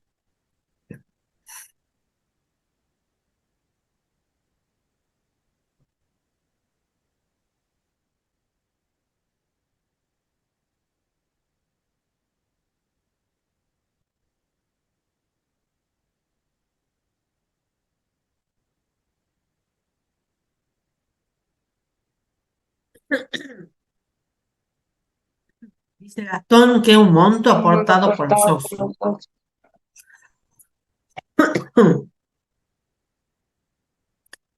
Que aún no han sido capitalizados. Muy bien. Pero, a ver, a ese concepto que estás dando vos, Gastón, que está bien lo que estás diciendo, hay que hacer una acotación que es muy importante. ¿Sí? Hay que hacer una acotación. Ahí está, que le acaba de hacer Florencia. No se trata de cualquier monto aportado por los socios.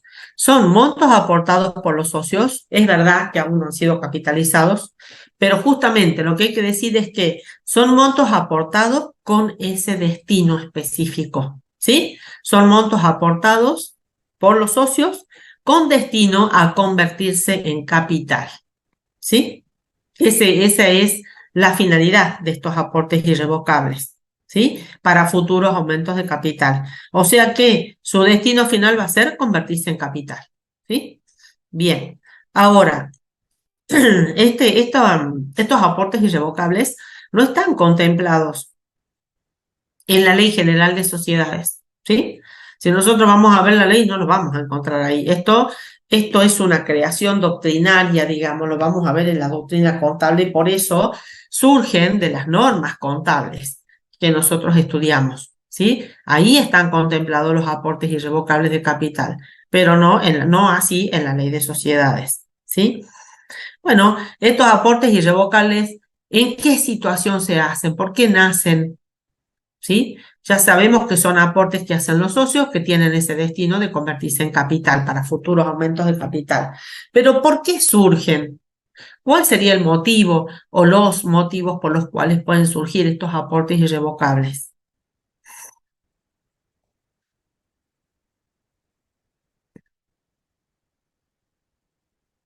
¿Mm?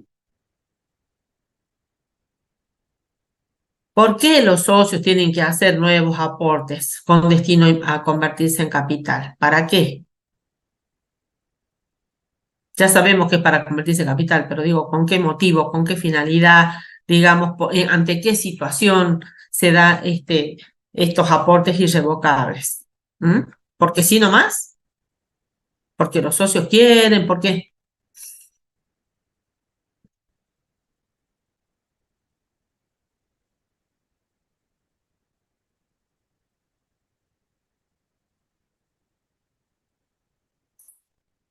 ¿No se acuerdan de eso? No hay nada, ¿no? Ninguna respuesta. Bueno, eso se hace para cubrir, ¿no es cierto?, situaciones de emergencia societaria, por ejemplo, porque la Sí, ahí empresa, se respondió. a ver, Sí, se puede ser a la necesidad de la empresa de contar con fondos en forma inmediata. Ujú. sí, para invertir, exactamente, muy bien, muy bien, muy bien, gracias por el aporte. Eso es, por ejemplo, una empresa puede llegar a querer, digamos, utilizar estos fondos para expandir su desarrollo, para expandirse, ¿no es cierto?, en el mercado. Puede ser porque haya una situación de emergencia, como decía yo hace rato, ¿no es cierto? Entonces, y la empresa, en este caso la sociedad, no quiere recurrir a una entidad financiera para obtener esos fondos. Entonces, lo que hace es autofinanciarse, por eso los socios hacen esos aportes para convertirse en capital, con destino a convertirse en capital. No es un préstamo que hacen los socios a la sociedad. Ojo con eso, ¿sí? Eso son aportes realizados efectivamente por los socios, tienen que ser aportes dinerarios, ¿sí?, que ingresan en forma definitiva a la sociedad, ¿sí?, para transformarse con ese destino de transformarse en capital, ¿sí? Y esas son las situaciones que hacen, digamos, de que surjan estos aportes irrevocables. Ahora, hay que tener cuidado, ¿no?, porque por más que nosotros veamos que se cumplen estas condiciones, digamos, de que los socios hicieron efectivamente el aporte, lo hicieron en realidad, digamos, no se trata de una promesa, son aportes realmente realizados, han ingresado en la empresa, como les decía, ¿sí? Sino que no nos tenemos que conformar con eso como para decir, bueno, sí, esto es patrimonio neto y son aportes irrevocables, sino que las normas contables nos dan una serie de condiciones, ¿sí?, o de requisitos que nosotros debemos verificar el cumplimiento de esos requisitos para estar seguros y decir de que estos aportes son parte del patrimonio neto, ¿sí? Esos requisitos son que deben ser efectivamente integrados, ¿sí?, de que debe mediar un acuerdo escrito entre los aportantes, entre los socios aportantes y el órgano de dirección de la empresa, ¿sí?, y que además luego estos aportes irrevocables deben ser aprobados en una asamblea de accionistas, ¿sí? O bien deben ser aprobados en un principio por el órgano de administración de la sociedad al referéndum de esa asamblea que luego se debe constituir para aprobar esos aportes irrevocables, ¿sí? Esa asamblea de la que estamos hablando es una asamblea extraordinaria, la que se reúne para la aprobación o no de los aportes irrevocables. Son los socios, los dueños de la empresa, los que deben aprobar esos aportes irrevocables, y el documento que justifica eso, que comprueba esos aportes irrevocables, es esa acta de asamblea extraordinaria, ¿sí?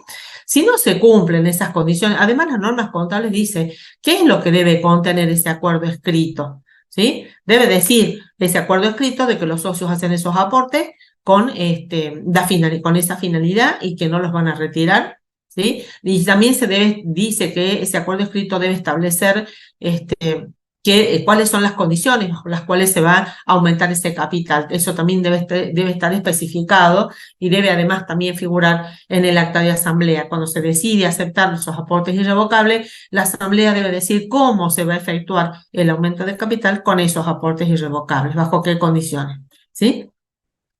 Si no se cumplen estos requisitos, nosotros no podemos considerar a esos aportes irrevocables como parte del patrimonio neto y lo vamos a tener que considerar como un pasivo, ¿sí? Y esos aportes van a tener que ser reintegrados a los socios. Por eso lo vamos a considerar como pasivo hasta tanto la sociedad los devuelva, si es que no se cumple algunos de estos requisitos. Entonces, acá también tenemos que tener cuidado con esos requisitos y tenemos que saber cuáles son, porque eso hay que verificarlo. Muy bien, ahí terminamos con lo que son aportes de los propietarios. Ahora pasamos al otro gran rubro, que son los resultados acumulados. ¿Qué encontramos en ese gran rubro de resultados acumulados? ¿Cuál es el primer rubro que integra ese gran rubro de resultados acumulados? ¿Cómo se llama? Ganancias Bueno, reservadas. muy bien, las ganancias reservadas. Perfecto. Ahí nos estamos refiriendo a qué reservas.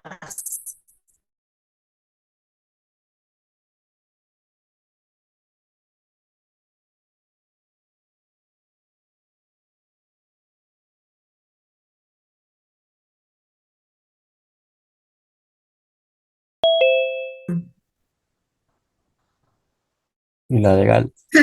Y la legal. Muy bien, Lucas. Perfecto, Gastón. Legal, estatutaria y facultativa. Son los tres tipos de reservas. ¿Qué es lo que tenemos que saber nosotros de estas reservas? ¿Sí?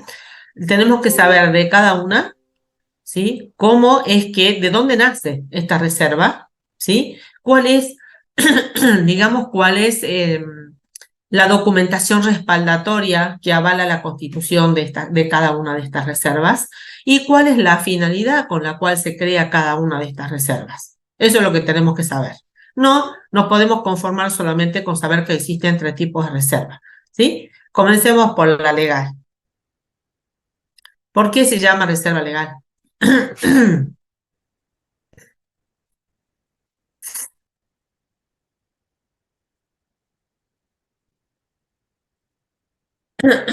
¿Por qué se llama legal?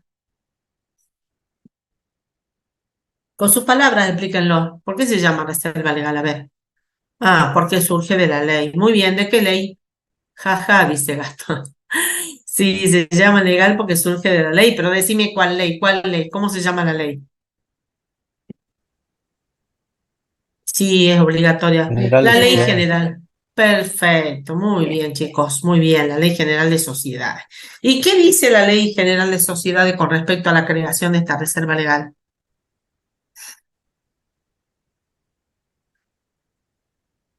¿Qué dice la ley? A ver, ¿cómo se constituye esta reserva legal? Dice el artículo 70, las sociedades de responsabilidad limitada y las sociedades por acciones deben efectuar una reserva no menor del 5% de las ganancias realizadas y líquidas que arroje el estado de resultados del ejercicio hasta alcanzar el 20% del capital social. Muy bien. Eso es lo que dice el artículo de la ley. Entonces, vamos a destinar en cada ejercicio de las ganancias líquidas realizadas un 5%, no menos del 5%, Y dice además hasta alcanzar el 20% del capital. Ese 20%, lo que tenemos que tener en cuenta y lo tenemos que interpretar bien, no es un techo que está dando la ley. Es solo un piso, una exigencia mínima. No podemos dejar de constituir la reserva hasta alcanzar ese 20%. A partir de ahí, la pregunta que les hago, ¿podemos seguir constituyendo una vez alcanzado ese 20%? ¿Se puede seguir constituyendo una reserva legal en los otros ejercicios subsiguientes? Gastón dice que sí se puede. ¿Ustedes? ¿Qué dicen los demás? ¿Se puede o no se puede? Sí. Sí, sí, muy bien. Sí se puede, muy bien, chicos, sí se puede seguir constituyendo la reserva legal, pero esa constitución que uno hace por sobre ese 20% debe estar aprobado por la asamblea, ¿sí? Lo deben decidir los socios, ¿sí? No es que así nomás se va a constituir, lo deben decidir los socios y debe estar eso plasmado en un acta de asamblea que es por decisión de los socios seguir constituyendo la reserva legal. Entonces, la pregunta, ¿cuál es la documentación, ¿no es cierto?, que refleja o que está dando prueba, digamos, de la obligatoriedad de la constitución de esta reserva legal? ¿Qué vamos a poner nosotros cuando hagamos el asiento de constitución de la reserva legal como documentación respaldatoria de ese asiento? ¿Qué vamos a poner? En virtud de lo que ustedes dijeron recién. ¿Cuál va a ser esa documentación respaldatoria? Miren que contablemente no podemos hacer ninguna registración contable sin la correspondiente documentación respaldatoria. ¿Sí? Entonces, fíjense, eso ya se los dije antes. ¿Qué va de la mano? 3 cosas van de la mano. Para que nosotros podamos decirle sí, este asiento está bien, esta registración está correcta. Tiene que estar la documentación respaldatoria al costado del asiento, la variación patrimonial de manera correctamente expuesta y, lógicamente, el asiento, ¿sí? Muy bien, el acta de asamblea. El acta de asamblea, donde dice que se destina parte del ejercicio a constituir la reserva legal, ¿sí? Está bien, el acta de asamblea. ¿Y qué más? No es lo más importante el acta de asamblea, ¿eh? El estatuto social. No, volvamos un poquitito. Estamos hablando de la reserva legal. Entonces, ¿de dónde surge la obligatoriedad de constituir la reserva legal? Ahí Rebeca dice de la ley, exactamente, es la Ley General de Sociedades, la documentación respaldatoria que me está permitiendo a mí constituir esa reserva legal, ¿sí? ¿Y qué más necesito yo para constituir esa reserva legal? Aparte de lo que me dice la ley o de lo que la ley me manda a hacer o me obliga a hacer. ¿Qué más? Y de que yo tengo el acta de asamblea donde los socios disponen la constitución de esa reserva legal en cumplimiento de la ley, ¿sí? No es porque los socios lo deciden, salvo que estemos en la instancia de una constitución superior al 20%, que eso es un tema aparte.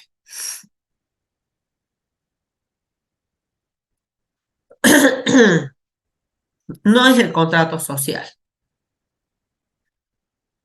El contrato social no, chicos. Esto es una reserva constituida por imperio de la ley. Sí, Gastón, los estados contables, exactamente, porque fíjense lo que dice la ley. La ley dice, se destinará un 5% como mínimo de las utilidades líquidas realizadas. ¿Y cómo hacemos para saber cuáles son esas utilidades? ¿De dónde las vamos a obtener? Y de los estados contables de la empresa, que dentro de esos estados contables están estados de resultados que me dice cuál es la utilidad del ejercicio, ¿sí? Entonces, yo necesito ese juego de estados contables, necesito los estados contables para obtener el monto de los resultados obtenidos en ese ejercicio, para poder calcular el 5% de esas utilidades y determinar cuánto es el monto de la reserva legal, ¿sí? ¿Y quién me está respaldando a mí hacer ese asiento o constituir esa reserva legal? La ley de sociedades, ¿sí? ¿Y dónde más va a estar reflejado eso? En el acta de asamblea. Porque los socios no hacen ni más ni menos que cuando se reúnen, primero, aprobar en esa asamblea ordinaria, es un acta de asamblea ordinaria, ¿no? Ojo, ahí tienen que poner como documentación respaldatoria acta de asamblea ordinaria, no es cualquier asamblea. Acá tenemos que tener cuidado. Para algunos asuntos se entiende o trata la asamblea ordinaria y otros asuntos se tratan en asamblea extraordinaria, ¿sí?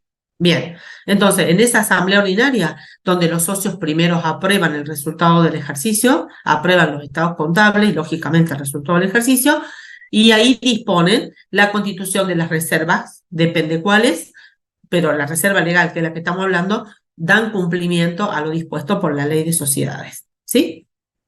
Entonces, documentación respaldatoria, quedamos Ley General de Sociedades, estados contables y el acta de asamblea ordinaria, ¿sí? Bien, ahora, ¿qué más estaba faltando acá? El destino. ¿Para qué se constituye la reserva legal?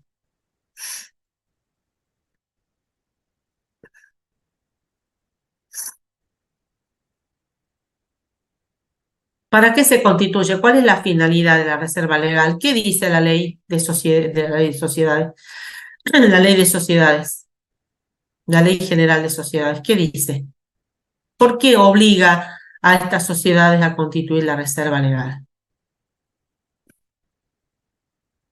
Creo que dijeron a quién obligaba, eso no lo hemos tocado así bien, no me acuerdo. ¿Se lo comentaron o no? Esto es importante también. Para absorber pérdidas, y responden los chicos. Ah, muy bien. Exactamente. El destino de la reserva legal es para cubrir posibles quebrantos. Ese es el destino que tiene específico la reserva legal. ¿Y a quién obliga la ley a constituir la reserva legal? ¿A quién obliga?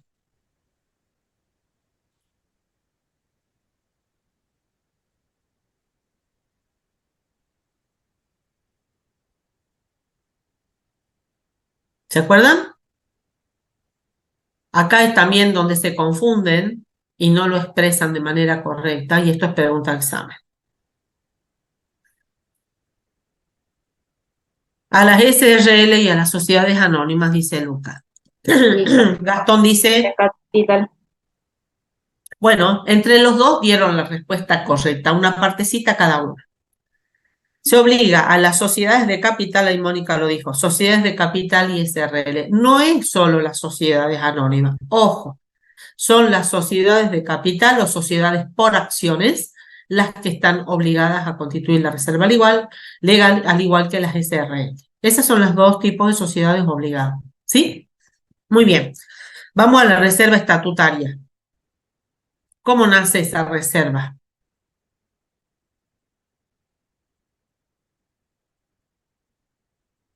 Por el estatuto o contrato social. Por el estatuto o contrato social. Exactamente. A ver, voy a enchufar esto. Exactamente. Así nace la obligatoriedad de constituir la reserva estatutaria. Por disposición del estatuto, si se trata de una sociedad por acciones, o el contrato social, si es otro tipo de sociedad como la SRL. ¿Sí?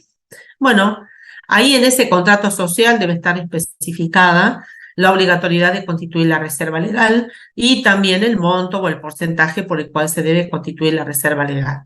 Y además, ¿qué debe estar especificado en ese contrato social o en el estatuto, según sea? Aparte de eso, ¿qué más debe estar especificado ahí? La finalidad por la cual se constituye. Muy bien, Gastón, la finalidad. ¿Y para qué se puede constituir una reserva estatutaria? ¿Cuál sería un ejemplo de esa finalidad?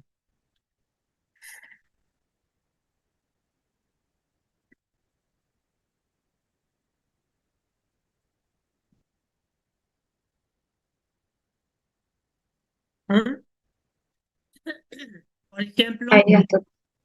Ampliación del muy bien, ese puede ser un motivo. Otro, para adquirir maquinaria, dice Edith. ujú. Muy bien, para adquirir una maquinaria para uso de la sociedad, porque a lo mejor se trata de una empresa, pongámosle en el caso que dio Edith, de una empresa industrial que tiene una X cantidad de máquinas, esas máquinas no se reemplazan así nomás, no es fácil, son máquinas muy caras. Entonces, como saben, la sociedad en algún momento va a haber que reemplazarlas porque no se pueden quedar sin producir. Bueno, deciden constituir esa reserva estatutaria para poder reemplazar en su debido tiempo esta maquinaria. Muy bien. Ay, Mónica también dice si no se alcanza a cubrir el quebranto con la reserva legal.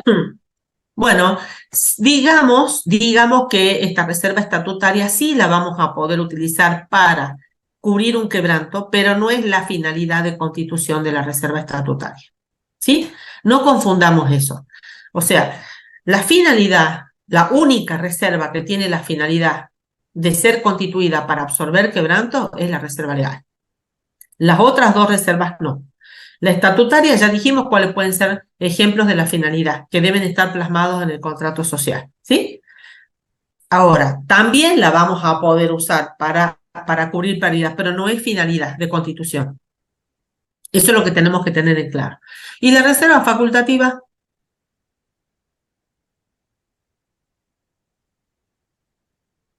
¿De dónde surge la obligatoriedad de constituir la reserva facultativa?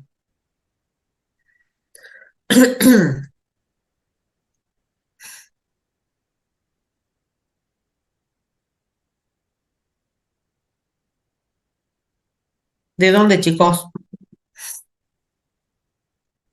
Surge por decisión de la sociedad. Sí, por decisión de la sociedad, pero ahí hay que especificar quién, ¿sí? Por el órgano de decisión de la sociedad. ¿Y cuál es el órgano de decisión de la sociedad? ¿Cómo se llama ese órgano? Ahí está dicho en forma genérica. ¿Cómo se llama ese órgano de decisión? ¿Quién es el órgano que toma las decisiones en la sociedad? ¿Cómo se llama?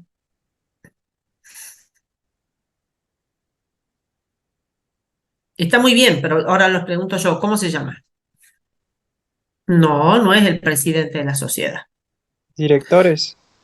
El órgano, no, los directores, no, no es el órgano de dirección. El órgano de dirección es el órgano de administración de la sociedad.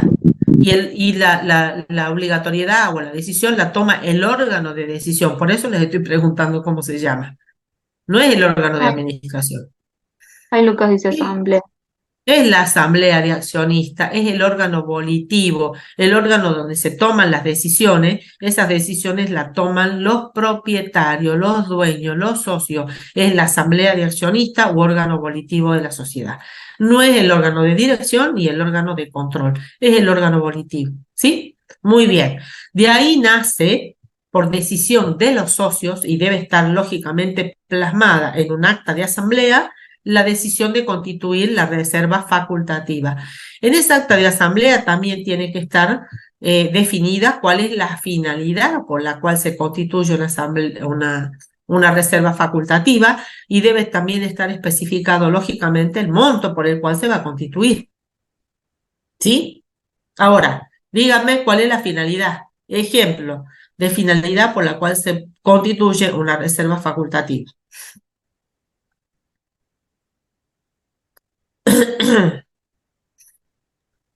Era para construcción y ampliaciones, ¿puede ser? También, los mismos motivos, los mismos ejemplos que dieron para la constitución de una reserva estatutaria, los podemos usar para la constitución de una reserva facultativa. Exactamente. Muy bien. Ojo, tampoco acá esta reserva facultativa tiene por finalidad absorber quebrantos, ¿no? No se constituye con esa finalidad. Sí la vamos a poder utilizar para absorber quebrantos, pero no es la finalidad de su constitución. Muy bien. Quedó claro, ¿no? Lo de las reservas. Muy bien. Vamos ahora a los resultados diferidos.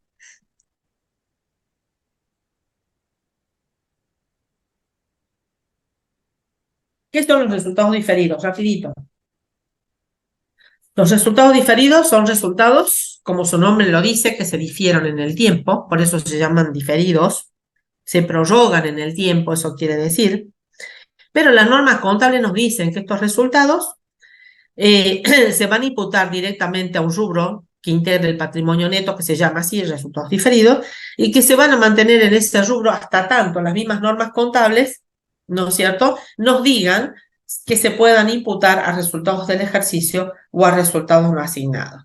Un ejemplo típico de estos resultados diferidos son, por ejemplo, cuando la empresa adopta el criterio de revaluar los bienes de uso. ¿Sí? Hay una alternativa que dan las normas contables de revaluación de aplicar un revalúo a los bienes de uso para darle un valor real, digamos, a estos bienes de uso. Entonces, en ese caso, obviamente, se va a producir un incremento del importe contable de estos bienes de uso y la contrapartida va a ser una cuenta que se llama saldo por revaluación que va a integrar estos resultados diferidos. Esto se lo digo como ejemplo nada más. Nosotros no vamos a estudiar esto en este año, pero bueno, ese rubro de resultados diferidos significa eso y uno de los ejemplos es que es el mayor valor que surge de los bienes de uso por revaluación de esos bienes de uso, lo vamos a clasificar en resultados diferidos, ¿sí? Ese sería un ejemplo. Y luego tienen ustedes el otro rubro que está faltando, que son los resultados no asignados. Estos resultados no asignados, ¿qué son en definitiva? Son utilidades que se van acumulando, ¿no es cierto?, sin una asignación específica, o sea, los socios no le han dado un destino específico a estas utilidades, entonces se van acumulando en este rubro de resultados no asignados, o también pueden ser pérdidas, por supuesto, que todavía no han sido absorbidas. Ahora, ¿cuáles son los componentes que tienen estos resultados no asignados? ¿Sí? El primero son los resultados acumulados de ejercicios anteriores que tenemos, o sea que son los que tenemos al inicio del ejercicio. Luego el otro componente es el llamado área, que ustedes lo conocen como área, o sea, ajuste de resultados de ejercicios anteriores. ¿Sí? Y por último están las variaciones propias del ejercicio, ocurridas en el ejercicio. Estas variaciones son las que se refieren, por ejemplo, a la distribución de utilidades, que son las que hacen variar el quantum del patrimonio neto, ¿sí? O también en el caso de que la empresa no haya obtenido utilidades, sino que se trate de quebrantos obtenidos en algún ejercicio, eso también va a variar la cuantía del patrimonio neto y también, lógicamente, el mismo resultado del ejercicio, ¿sí? Obtenido en el ejercicio. Esos son los tres componentes del patrimonio neto. Con respecto al área, ¿por qué podemos tener o encontrar nosotros o tenemos que tener que hacer un ajuste de resultados a los ejercicios anteriores? Eso significa la sigla área, ajuste de resultados de ejercicios anteriores. Son ajustes que los vamos a realizar en este ejercicio, pero que corresponden, ¿no es cierto?, a ejercicios anteriores, ¿no es cierto? Son ajustes reconocidos en este ejercicio, pero que estamos ajustando el resultado del ejercicio anterior, ¿sí? ¿A qué se puede deber un ajuste de resultado de ejercicios anteriores? Uno, a una corrección de un error. Por ejemplo, en el ejercicio anterior me equivoqué y computé una depreciación de un bien de uso, supongamos, no sé, por decirles cualquier cosa, un mueble y útil lo deprecié por 120 pesos y correspondía depreciarlo por 1.200 pesos.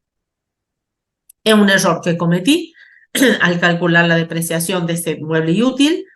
Supónganse, puede haber sido el valor de un escritorio, lo que sea, la depreciación de un escritorio, por ejemplo, ¿sí? Me confundí, deprecié por un importe menor al que corresponde y me doy cuenta en este ejercicio, cuando voy a hacer el cálculo de las depreciaciones, me doy cuenta de ese error. Entonces, bueno, lógicamente lo tengo que corregir, pero no puedo yo afectar el resultado de este ejercicio. Entonces, lo que tengo que hacer es un ajuste, lógicamente, pero ese ajuste va a incidir o va a ajustar el resultado del ejercicio anterior, ¿sí? Ese puede ser un motivo. O también puede deberse a cambios, por ejemplo, retroactivos que yo tengo que hacer, por ejemplo, en cuanto a la evaluación de algún rubro. Yo, por ejemplo, el año pasado tenía una inversión corriente, ¿sí? Por ejemplo, supongamos que se trate de acciones con cotización, y yo las valué las tendría, el valor que tendría que haber aplicado de esas acciones con cotización al cierre del ejercicio anterior es el valor, es un valor de salida, un valor actual de salida que es el valor neto de realización. Valor de cotización menos los gastos necesarios para la venta, ¿no es cierto?, de esas acciones. Eso es lo que me permiten las actuales normas contables, que están en vigencia todavía. Y bueno, y yo, ¿qué hice en el ejercicio anterior? No aplico incorporación de la acción. Al momento en que las adquirí, las dejé evaluadas por ese valor. Me equivoqué. ¿Qué hago? Me doy cuenta en este ejercicio y bueno, ¿qué tengo que hacer? Corregir eso, esa evaluación, y para eso voy a tener que hacer un ajuste de resultados de ejercicios anteriores. ¿Sí? Esos son dos motivos por los cuales yo lo tendría que hacer. Bueno, luego me queda con respecto a la distribución de utilidades. ¿Qué implica? ¿Qué conceptos implica la distribución de utilidades? ¿De qué estoy hablando cuando yo me refiero o hago referencia a la distribución de utilidades? Por ejemplo, se junta la asamblea, se reúne la asamblea, aprueban el resultado de ejercicio y disponen la distribución de utilidades. ¿Qué significa eso? ¿Qué decisiones van a tomar los socios en relación a este tema de distribución de utilidades? Ya estuvimos hablando de algo de eso. Van a decir, bueno, a ver, esta asamblea dispone, primero, en cumplimiento de la ley, la constitución de la reserva legal, en cumplimiento del contrato social, si es que existe, o el contrato lo dispone, la constitución de una reserva estatutaria. ¿Sí? Si los socios deciden en esa reunión de asamblea comenzar a constituir una reserva facultativa, y bueno, pues será la constitución de la reserva facultativa, si es que eso pasa. ¿Qué más pueden disponer? ¿Qué otra decisión pueden tomar los socios en relación al resultado obtenido en el ejercicio? Era donde se la pueden distribuir, podrían decir reinvertir eso en la empresa. Sí, pueden decidir reinvertirlos. ¿Eso qué significa? ¿Qué significa eso, Nazareno? La capitalización. Exactamente, capitalización.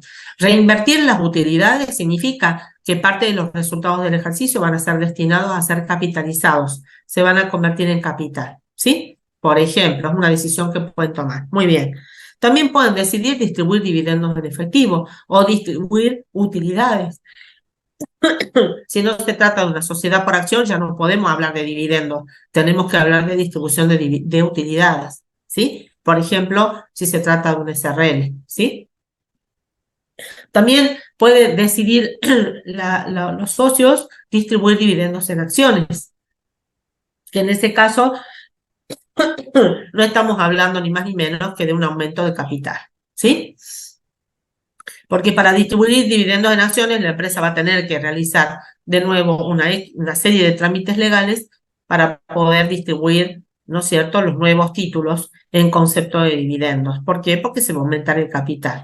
Bueno, ese tema del aumento del capital es un tema muy especial, digamos, porque hay que ver de qué sociedad se trata, de si ese aumento de capital está contemplado en el contrato social, entonces no es necesario modificar el contrato social por el aumento de capital, siempre y cuando sea hasta el quíntuplo, dice la ley. Ahora, si ese aumento de capital supera el quíntuplo del valor del capital, ahí ya necesariamente hay que cambiar el contrato social para poner ahí en el contrato el nuevo importe del capital social, por ese aumento de capital.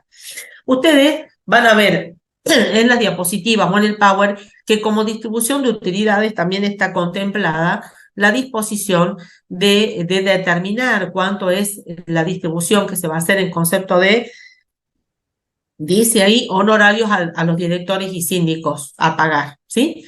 Este concepto de honorarios a directores y síndicos a pagar no lo vamos a considerar como un concepto de distribución de utilidades, ¿sí?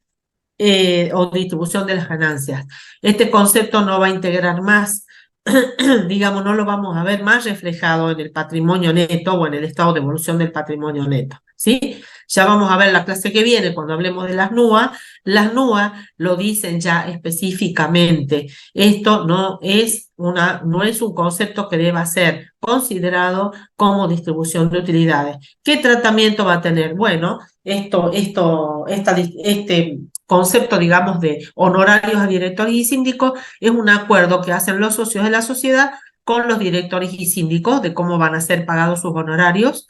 Normalmente se fijan o se estipulan el pago de anticipos a cuenta de, cuando se obtenga el resultado del ejercicio, se verá cuánto es el monto y se hará el asiento correspondiente de devengamiento por ese concepto de honorarios a directores y síndicos y se descontarán los anticipos otorgados durante el ejercicio y bueno, se verá si surge o no una diferencia, se la va a registrar como pasivo hasta tanto la sociedad les complete, digamos, el pago de estos honorarios a los directores y síndicos, ¿sí? Así que eso lo resaltan, por favor, en sus apuntes. Eso no integra más una distribución de resultados. Y ya lo vamos a ver en la clase que viene, específicamente la NUA lo dice. Antes las normas contables no lo decían de manera específica. Esto es un concepto, digamos, que se tiene que tener en cuenta, pero ahora la NUA sí lo dice. Y lo último que quedaría sería que tienen que tener en cuenta la absorción. En el caso de que la empresa obtenga un resultado negativo, cómo se absorben esos resultados negativos. La ley de sociedades solo dice que se debe afectar primero las ganancias reservadas y en último término el capital. No hace mayores aclaraciones. Pero hay un orden de prelación que nosotros vamos a tener que tener en cuenta que también está en función, digamos, de una disposición de la Inspección General de Personas Jurídicas y también de los usos y costumbres, digamos, ¿sí? Entonces, ¿en qué orden vamos a absorber esas ganancias reservadas? En primer lugar, vamos a recurrir a si la empresa las tiene constituidas. Supongamos que tenga constituidas los 3 tipos de reserva. Primero van, como primera medida, las ganancias reservadas, o sea, los resultados no asignados. Si hay resultados no asignados de ejercicios anteriores que no han tenido una asignación específica y por eso los tenemos ahí en el patrimonio neto, bueno, vamos a usar primero esos resultados no asignados. Luego recién vamos a pasar a las ganancias reservadas. Y dentro de esas ganancias reservadas, primero vamos a tomar la reserva facultativa, en segundo lugar la estatutaria, en tercer lugar la reserva legal. Si con eso no es suficiente o no alcanza, vamos a recurrir a las primas de emisión, si es que dentro de ese patrimonio existen primas de emisión. Luego vamos a recurrir a los aportes irrevocables, si es que existen esos aportes irrevocables que todavía no han sido convertidos en capital. Luego el ajuste de capital y en última instancia se toca el capital. Ese es el orden de prelación que tenemos que conocer nosotros y manejar a la hora de absorber quebrantos, ¿sí? Bueno, ese sería el último tema, digamos, del estado digamos, del patrimonio neto que vemos en esta unidad. Bueno, chicos, eso es todo lo que tenemos que analizar de esta unidad. Si hay dudas con respecto a este tema o a esta unidad, ustedes saben que tienen disponible el foro de consulta. Hasta ahora no hemos recibido ni una sola consulta. Estaría bueno que por lo menos en esta última unidad aparezca alguna preguntita de ustedes, ¿sí? Porque cuando estén repasando la unidad, cuando la estén viendo bien de nuevo, ¿sí? Por favor, porque la tienen que estudiar bien para los prácticos, la tienen que estudiar bien para el parcial, ¿sí? Ojo con la unidad. Entonces, estaría bueno que aparezca una preguntita. No saben la alegría que nos va a dar a nosotros ver una preguntita de ustedes de ese foro, ¿sí? No nos dejen sin esa alegría antes que termine el año, por favor. Creo que en las otras unidades también le vamos a poner un foro de consulta, pero esas unidades como no entran en la evaluación, es como que nos cuesta un poco más que hagan preguntas sobre eso y son unidades que lógicamente van a ser evaluadas en un examen final. No pierdan, no, es más, las van a tener que estudiar y bien, ¿saben qué? Para la formación práctica. No se olviden que después de regularizar, o sea, de haber aprobado los 2 parciales de esta materia. Para obtener la regularidad en la materia tienen que aprobar las horas de formación práctica, ¿sí? Y en esas horas de formación práctica van a necesitar conocer o manejar los temas de las unidades siguientes. Entonces, sí se van a tener que sentar a estudiar eso, porque si no, no van a poder tener la regularidad. Tienen que aprobar esas horas de formación práctica. Así que bueno, a estudiar, a repasar. Todas las dudas que tengan son bienvenidas, ustedes ya saben, y las ponen en el foro, ¿sí? Profe, ahí Gastón hizo una consulta si las primas de admisión se pueden capitalizar. No. Las primas de emisión son un concepto que quedan bajo ese nombre, no son capitalizables porque son diferencias que existen, como ustedes dijeron, entre el valor nominal y el valor real que los socios deben pagar para, digamos, o integrar para ser socios de la sociedad o por el aumento de capital que se haya previsto hacer, digamos. ¿Sí? Por eso es que las podemos considerar primero, las tenemos que considerar para absorber pérdidas antes de recurrir al ajuste de capital o al capital, porque eso no es capital. Integra, son conceptos asimilables al capital, integran los aportes de los propietarios, pero no son montos capitalizados. ¿Sí? Muy bien. Muy buena la pregunta. Muy buena. Así preguntas como esa tienen que hacer en el foro, chicos. O como las que hicieron acá en la clase, que seguro le van a surgir más preguntitas. Bueno, listo, los dejamos liberados para que vayan a hacer sus actividades, a seguir estudiando. Gracias por la participación de hoy y bueno, que tengan una linda semana, chicos. Ahí Mónica tiene una consulta. Sí. A ver. Chao, Pero chicos, dijo, hasta luego. chao chicos, profe, una consulta. Nada más. Mónica, ligerito la consulta porque yo los tengo que dejar, ya no me puedo quedar más hoy. ¿Cuál es tu consulta? ¿No pudiste asistir al parcial flotante por razones de salud? Bueno, si son razones de salud que ameritan tu falta, tenés que justificarlas con un certificado médico, pero Mónica, tendrías que haberlo hecho en el debido tiempo, no se puede pedir justificación de manera extemporánea. Vos tenés que justificar tu falta con el profesor al momento de la evaluación, ¿sí? O sea, ese es el problema.